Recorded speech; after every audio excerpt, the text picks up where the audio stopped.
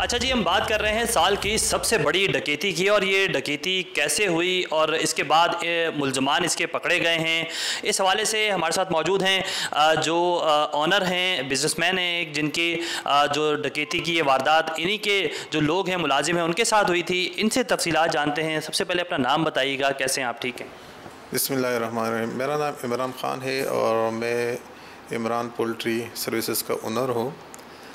तो ये डकैती इस तरह हुई थी कि हमारे बंदे जा रहे थे ऑफिस से बैंक पेमेंट जमा करने, तो बिल्कुल कोई 300 मीटर के फासले पे डाकू खड़े थे। उन्होंने फायर किया और दोनों को उधर ही शहीद किया और पेमेंट लेके गए।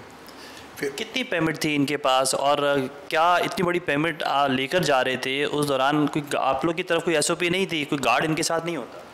एसओपी की बिल्कुल हमारे पास एसओपी थी। मैंने ख़ुद इससे एक दिन पहले ऑफिस स्टाफ को बिठाया था और उनको समझाया था कि 20 लाख रुपए से ज़्यादा आप लोग कैश कैरी नहीं करेंगे और अगर लेके जाएंगे तो करीबी चौकी इंचार्ज को इतला दिया करें।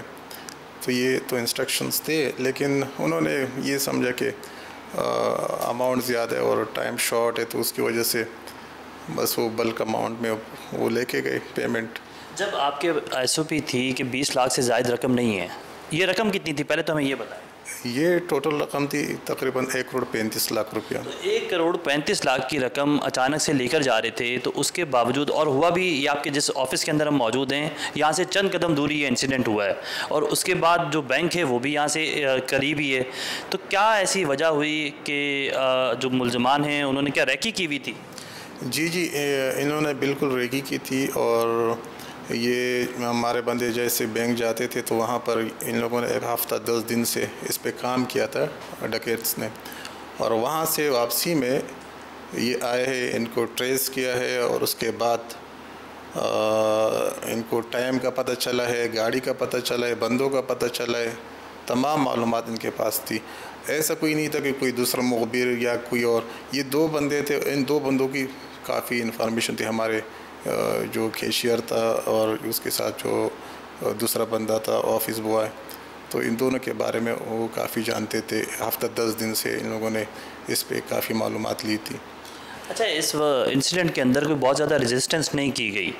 2 लोग आपके जो मुलाजिम हैं वो गाड़ी के अंदर सवार थे, 2 मोटरसाइकिल सवार मुलजमान आते हैं और फायर करते हैं। रेजिस्टेंस हुई, कितनी हुई और क्या दोनों को किस हद तक जो है वो गोलियां लगी थी? रेजिस्टेंस तो इसमें बिल्कुल नहीं हुई। अमाउंट ज़्यादा थी और इनके पास टाइम कम था, क्योंकि बराबर में गार्ड भी बैठे हुए थे यहाँ पर गली के। तो ये इनका ख़दशा था डाकू को कि यार फ़ौरन काम को वाइंड अप करना है, और उनको वो जहाँ जिस पॉइंट पे ये खड़े थे तो इनको ये गाड़ी नज़र आ रही थी जिसमें ये पेमेंट रख रहे थे। पूरा सीन इनको पता था कि बड़ी अमाउंट है, तो जल्दी 17 सेकंड्स के अंदर, यानी 17 सेकंड्स के अंदर पूरे केस को इन लोगों ने सॉल्व, मतलब पैसे लेके गए। आपके इस ऑफिस के अंदर अमला कितना है? इब्तदाई तौर पर जब ये वारदात हुई थी तो पुलिस से हमने जब इन्फॉर्मेशन ली तो पुलिस ने कहा कि हम शामिल तफ्तीश ऑफिस के कुछ लोगों को भी किया जाएगा। कितना अमला है? किसी ऑफिस के कुलीग के ऊपर आपको शक है कि उसने जो है ये मुखबरी की हो, उसने ये चीज़ बताई हो, बाकायदा रैकी हुई, इतनी बड़ी अमाउंट जो है वो लेकर जा रहे थे और ना सिर्फ वो रकम छीनी गई, उसके साथ साथ उनको जो है वो हलाक भी किया गया और वहाँ से जो है वो फ़रार हो गए मुलजमान? ऑफिस में टोटल स्टाफ है 5। नहीं, हमें इस पे बिल्कुल कोई शक नहीं था कि हमारे बंदे कोई इस तरह की वो करेंगे, हरकत करेंगे। उसी टाइम पे जैसे ही मुझे इत्ला आई, मैं घर पर था, मेरा घर भी यही है ऊपर, तो मैंने अपने बंदे को बोला कि आप इनको फ़ौरन हॉस्पिटल पहुंचाए और अमाउंट को आप नहीं देखा, अल्लाह खैर करेगा। तो मैं काफ़ी रिलैक्स था, क्योंकि देखिए कारोबार करते कराची में और फिर नफ़ा नुकसान ये सारी चीज़ें देखते रहते, तो अमाउंट की मुझे इतनी फ़िक्र नहीं थी, लेकिन बंदों के लिए बहुत फ़िक्रमंद था, क्योंकि वो अपनी फैमिली के हेड्स थे दोनों। तो उसके साथ फिर बस वो मतलब कोई वो नहीं था, जैसे ही उन्होंने शूट किया उसी टाइम उनसे सांस निकली हुई थी और मैं खुद फिर फ़ौरन हॉस्पिटल पहुंचा, लेकिन उनमें जान नहीं थी। कितने पुराने ये दोनों मुलाजिम थे आपके, और इनकी फैमिली से आप अब राब्ते में हैं, उनकी कोई मदद की गई? जी, ये शेर आलम जो था ये 5 साल से मेरे पास जॉब करता, जो कैशियर था, और जाकिर वो 2 साल से था ऑफिस बॉय। बिल्कुल उनकी फैमिली के साथ हमने काफ़ी सपोर्ट की, मतलब उनको पैसे भी दिए हैं। उस टाइम पे हम खुद भी टेंशन में थे, परेशानी में थे, लेकिन हमने उनकी फैमिली को सपोर्ट किया और अब उनकी सैलरी मैंने डबल की है और अभी उनकी सैलरी स्टार्ट है। हर महीने के फर्स्ट डेट को मैं उनकी सैलरी उनके अकाउंट में ट्रांसफ़र करता हूँ। 1,35,00,000 की ये डकैती हुई, अभी तक रकम कितनी बरामद हुई है? मुझे टोटल जो अभी हमारे पास रकम पुलिस की तरफ से, मतलब अभी वो तो केस वहाँ कोर्ट में है 25 लाख। जो बंदा मरा है डकैत पुलिस मुकाबले, उससे 20 लाख की रिकवरी हुई थी, और दूसरा जो अभी जेल कस्टडी में है उससे 5 लाख की रिकवरी हुई। लेकिन हमें इंफॉर्मेशन मिली कि मुलजमान का जो ताल्लुक़ था वो किसी दूसरे मुल्क से था, तो ये रकम क्या वहाँ मुंतकिल की गई? अभी तक रकम की 100% रिकवरी क्यों नहीं हुई? जी बिल्कुल ऐसे ही है। वो अमाउंट इन लोगों ने अफ़गानिस्तान ट्रांसफ़र की थी, इनका ताल्लुक़ अफ़गानिस्तान से था, और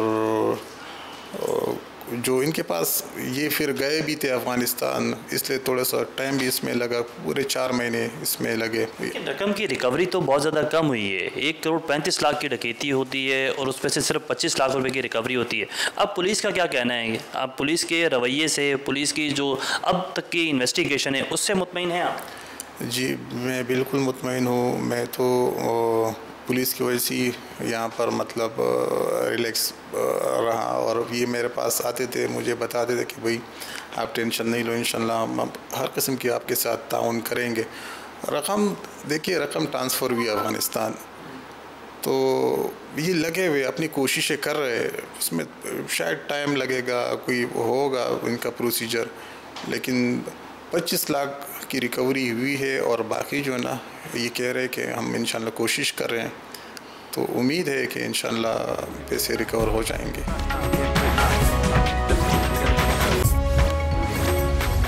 हम इस स्पॉट पर पहुंच गए हैं जहां से ये वारदात हुई, और उसके बाद पुलिस की नफरी ने न सिर्फ इस केस को इन्वेस्टिगेट किया बल्कि मुलजमान को गिरफ्तार भी किया।